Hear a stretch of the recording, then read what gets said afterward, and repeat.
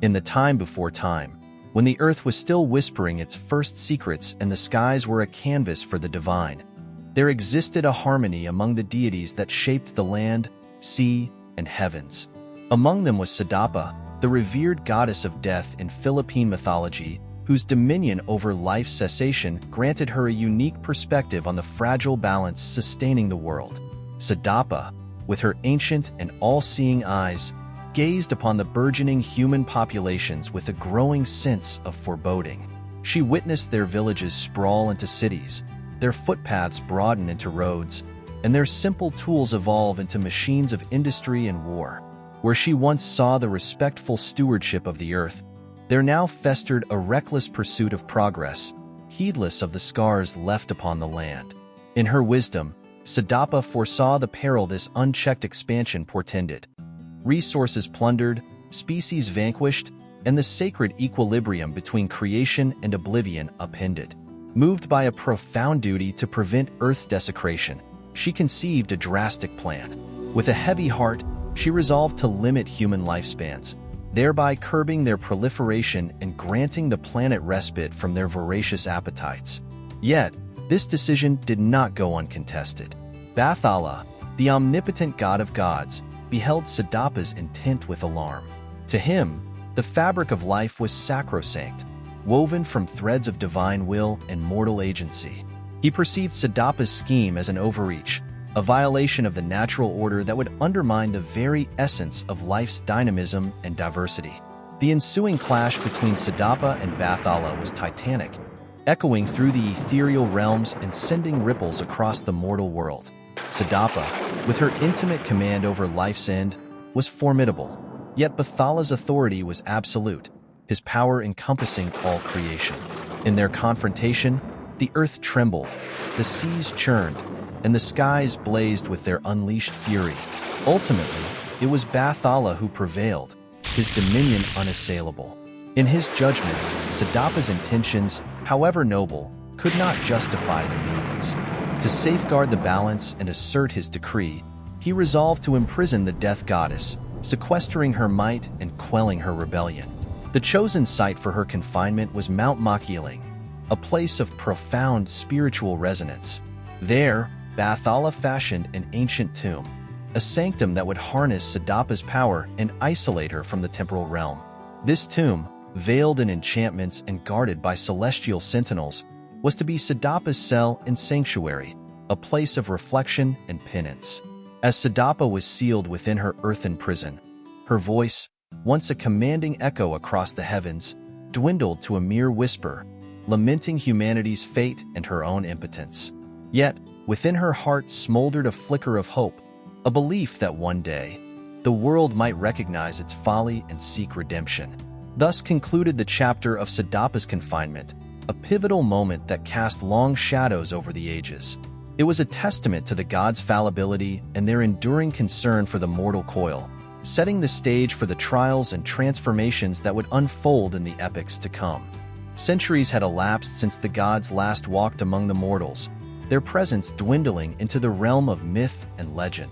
Yet, the ancient powers that once shaped the archipelago lingered, veiled but undiminished, awaiting a catalyst to rekindle their might.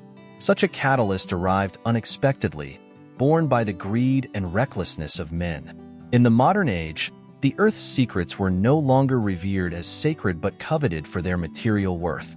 A group of armed men, mercenaries in the employ of relentless gold miners, ventured into the dense, whispering forests of Mount Makiling. They sought not enlightenment or communion with the divine, but the glittering promise of wealth buried beneath the soil. As they navigated the mountain's treacherous terrain, their intrusion disturbed the ancient tranquility that had long shielded Sidapa's tomb from mortal eyes.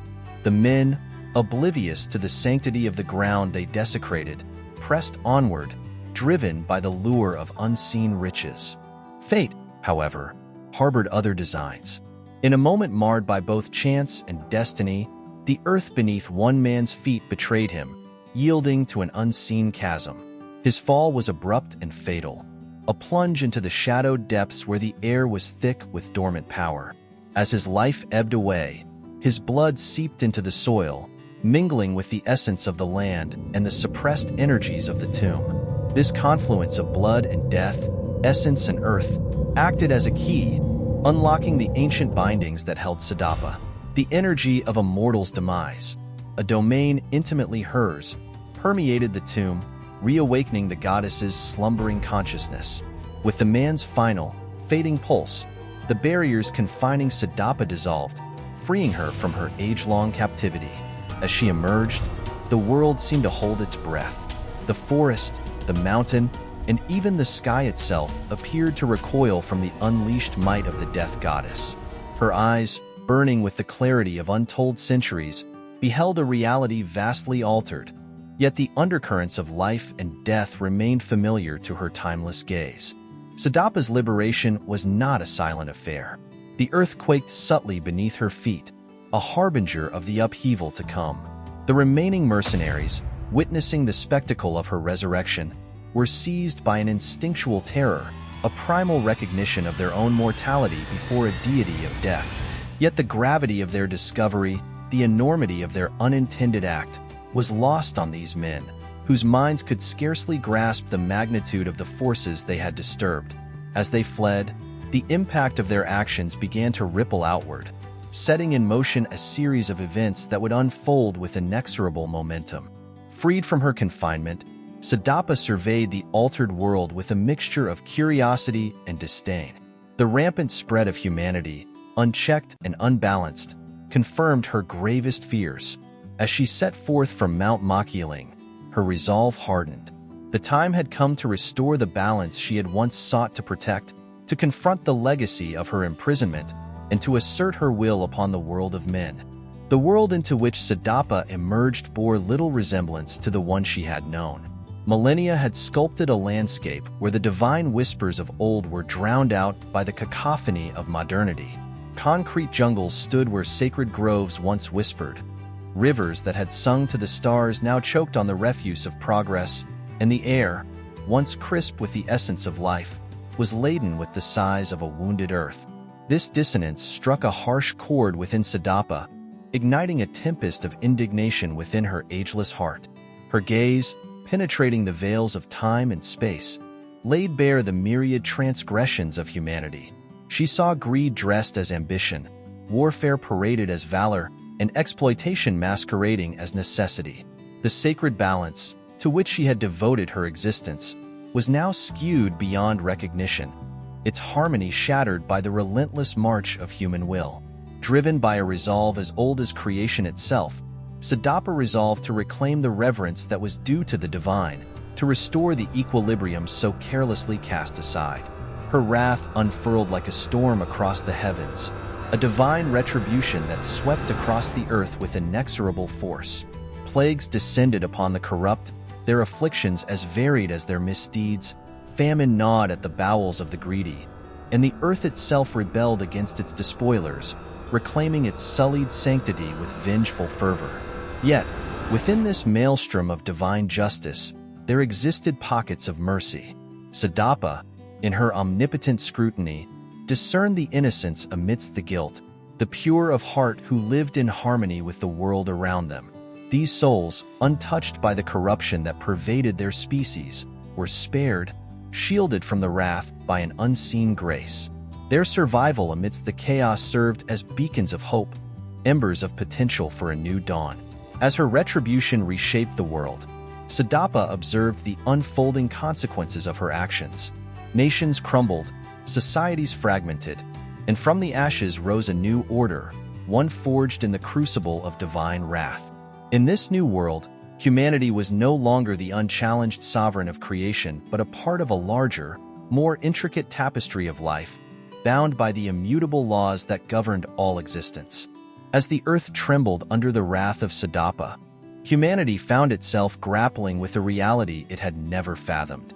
The sudden onslaught of plagues, famines, and natural calamities struck with a ferocity that dismantled the foundations of human civilization. Skyscrapers that had once pierced the heavens now stood as forlorn monuments to hubris, while the remnants of technological prowess lay impotent in the face of divine retribution. Amidst this cataclysm, the human spirit, so long buoyed by the illusion of dominion and progress, faced its most profound crisis. In this dark epic, a primal fear took root in the hearts of men and women, a visceral acknowledgement of their own vulnerability and the looming specter of extinction. It was a fear not just of death, but of obliteration, of being expunged from the narrative of the world without a trace. This existential dread, compounded by the anguish of loss and the starkness of desolation, ignited a fervent quest for salvation, a collective yearning for a beacon of hope in the enveloping darkness. In their desperation, humanity turned its gaze skyward, not to the cold indifference of the stars, but to the celestial realms of the gods they had long forsaken. Temples, long abandoned or repurposed, once again echoed with the fervor of prayer, as people from all walks of life, scientists, politicians, artists, and the common folk, beseeched the heavens for mercy. Their prayers converged on one deity above all, Bathala, the supreme god, whose power had consigned Sidapa to her ancient tomb. Amidst crumbling cities and ravaged landscapes, impromptu shrines sprung forth, adorned with offerings and supplications, rituals of penance and devotion, many rediscovered from the fragments of ancestral memory, were performed with a sincerity born of desperation. Humanity, in its diversity and division, found a shared purpose in this appeal to the divine, a communal expression of hope and humility. Yet, the heavens remained silent. The sun rose and set with its customary indifference, and the stars watched on, distant and unyielding. As days turned to weeks and weeks to months, the fervency of human faith was met with no sign, no miracle to alleviate their plight. The absence of divine intervention, the unmitigated continuation of their suffering, instilled a deepening sense of abandonment, a gnawing doubt in the hearts of the faithful. Had they been forsaken? Was their repentance too little, too late? In the celestial realms, where time weaves in endless loops and the cosmos sprawls in silent majesty, Bathala watched. His gaze, ancient and unfathomable, lingered on the earth with a detachment that had crystallized over millennia. The supreme deity, once a shepherd to humanity's fledgling spirit, had grown weary of their ceaseless cycles of arrogance and self-destruction. Their prayers, once fervent and sincere, had faded into whispers, lost in the winds of change. It was in this epoch of divine silence that humanity's leaders, facing the brink of annihilation, sought a new path to salvation. The world's gaze turned to Maya, the last of the Babaylan, residing in the heart of Mount Makiling.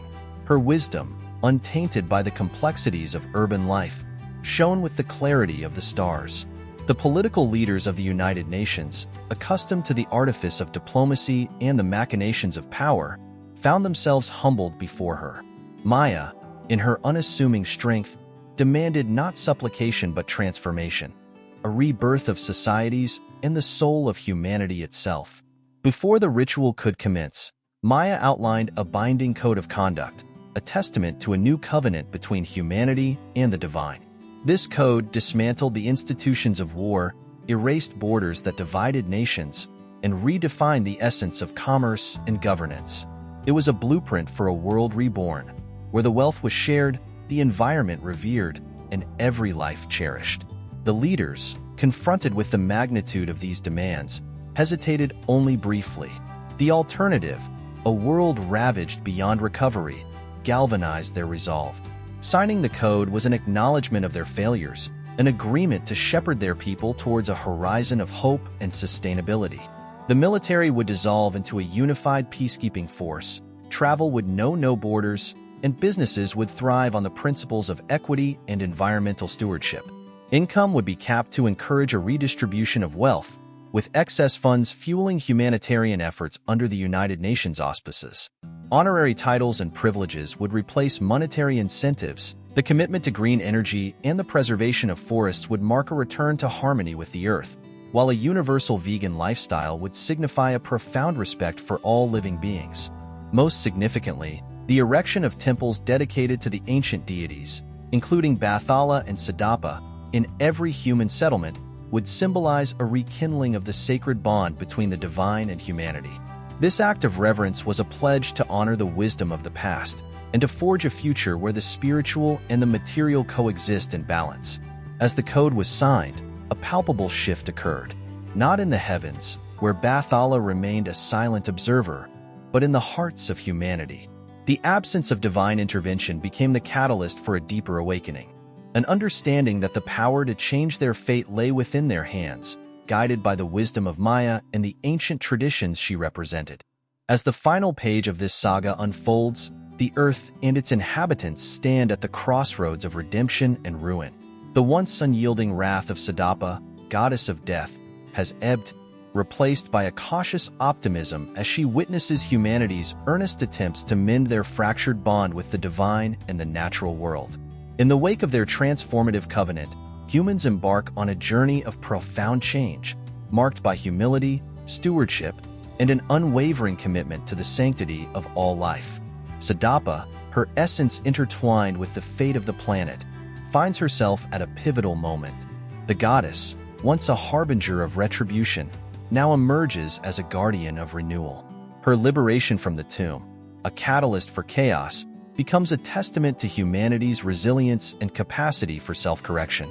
She watches, her heart a tempest of hope and skepticism, as societies rebuild not on the pillars of conquest and consumption, but on the foundations of cooperation, sustainability, and reverence for life.